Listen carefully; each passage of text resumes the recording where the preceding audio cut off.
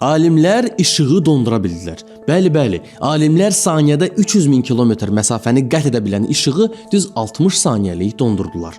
Ən maraqlısı odur ki, İtaliyalı fizikçilər bunu necə etdilər?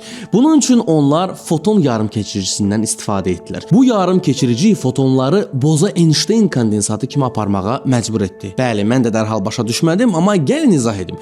Bu kondensat çoxlu sayda eyni atomları bir yerə vahid bir zərrəcik kimi aparmasına deyil. Bu isə yalnız mütləq sıfıra gətirildiyi halda mümkündür. Ən maraqlısı məsələ bu zaman başladı. İtaliyalı fizikçilər bunu edən zaman işığı yüksək sərtliyə sahib bir mayaya çevirdilər. Yəni eyni anda özünü həm sərt cisim, həm də maye kimi aparırdı.